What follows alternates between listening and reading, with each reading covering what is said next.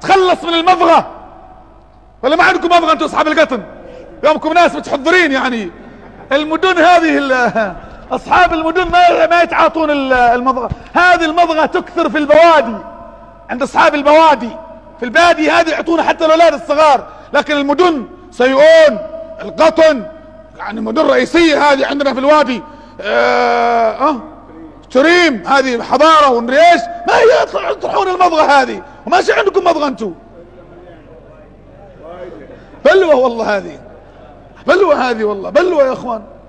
هذه قالوا يعني فيها مفاسد اخبث من السيجارة. خبيثة رائحتها نتنة. قلت لكم مرة انا في محاضرة شفتها مع احد الاولاد سقطت عليه في المسجد عند الحمامات، سقطت عليه عند الحمامات. فقمت انا اخذت الكيس، انتبه يا ولد شرط قدي. قال قلت له ايش ده يا ولد؟ وهي بيدي كذا. قال يا استاذ حتي. هي حتي. قلت له بشوف انا الحتي. شميتها. لو قلت متاكد يعني سبحان الله يمكن حتي. قلت له حتي يا ولد لا اله الا الله، لا اله سبحان الله. قلت كيف يعني بعض الناس يطرحها هنا؟ يطرحها فين؟ يطرحها هنا في فمك يا اخي، في وبعضهم فوق يعني حركات جديده وتحت وكذا. والله يا اخوان والله ان المضغه هذه عفوا لو صح التعبير تطرح هنا بين الاصابع. قلت كذا الكلام انا في محاضره في تريم، قلت هذا الكلام. قال لي واحد لا تستاهل هذه هنا بين الجزمه والرجل وتوك ومضخ حرام وخلي الخرمه تطلع من تحت. مش تطرحها هنا، تطرح المضغه هنا. يا فمك يا عبد الله تعال يا صاحب المضغه، فمك طاهر، فمك نقي، تخرج منه اعظم كلمه واصدق كلمه واجل كلمه تخرج من فمك، كلمه التوحيد، كلمه لا اله الا الله محمد رسول الله صلى الله عليه وعلى اله وسلم. فإن صح التعبير إن هذا الفم تعال يطيب بالمسك والعنبر والكافور. تعال يا طيب يطيب هذا الفم. عيب يا مسلم تطرح هذا القدر في فمك وتدخل على أهلك بهذه الروائح الكريهة الوسخة النتنة والعياذ بالله.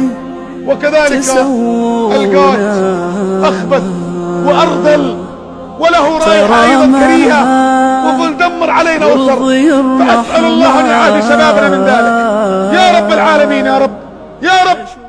فالله يا إخوان اللي يبغى يتأسى بالرسول اللهم صل على الرسول. شو الرسول طيب، الرسول يحب الريح الطيبة. حبب إلي من دنياكم الطيب والنساء اللهم صل وسلم عليه. ما يكره ما يحب الروائح الكريهة هذه. تبغى تكون كما الرسول اللهم صل عليه، اقلك مسواك واترك الدخان واترك كيس المضغة وهاتها جزاك الله خير وتخلص منها. حد عنده شجاعة جزاه الله خير بيجيبها دحين بيكون قدوة للناس، بيجيب الكيس حق المضغة ولا الباكت حق السيجارة ويقول توبة.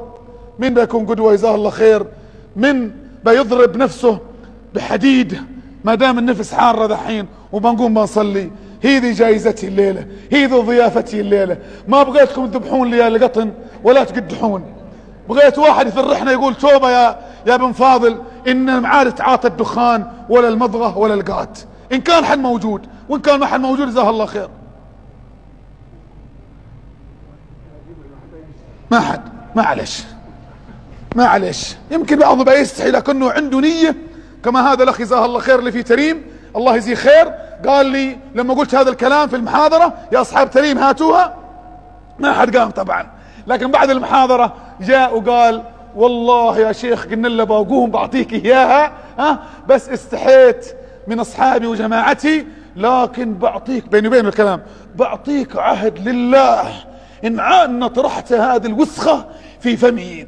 فقمت مسكته كذا وشميت على راسه وقلت والله هذه علامة الإيمان يا أخي، إنك تسمع محاضرة تسمع كلام الله وكلام الرسول وتقول سمعنا وأطعنا، سمعنا وانتهينا.